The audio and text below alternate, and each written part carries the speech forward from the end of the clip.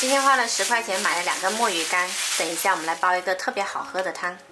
墨鱼先用清水泡发，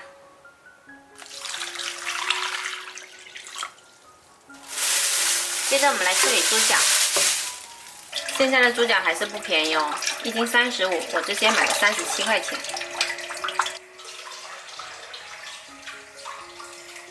冷水下锅焯去血水，加入姜片、料酒去腥。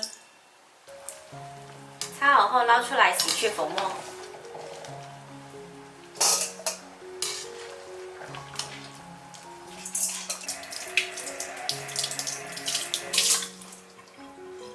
猪脚我们先用油煸香，等会煲出来的汤呢会更白。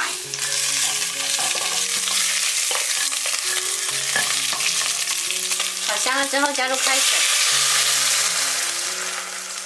煮开后转小火煲40分钟。加入2片姜，泡软的墨鱼呢，我们把骨头掰下来，这个骨头不要丢掉，还可以煲汤。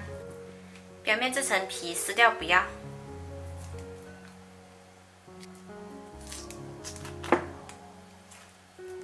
再来把萝卜切成滚刀块。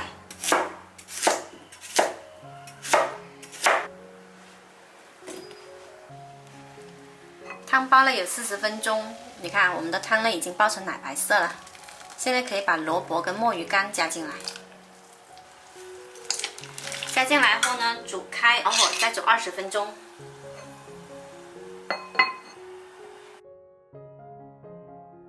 时间到，我们这一锅萝卜墨鱼猪脚汤就煲好啦。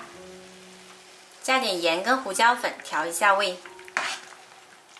你看我们这锅汤煲出来特别的奶白，喝起来口感呢鲜甜清润。喜欢的朋友可以收藏起来试一下哦。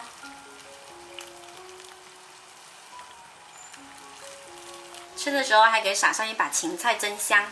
我是小坏，喜欢我的视频记得关注我哦。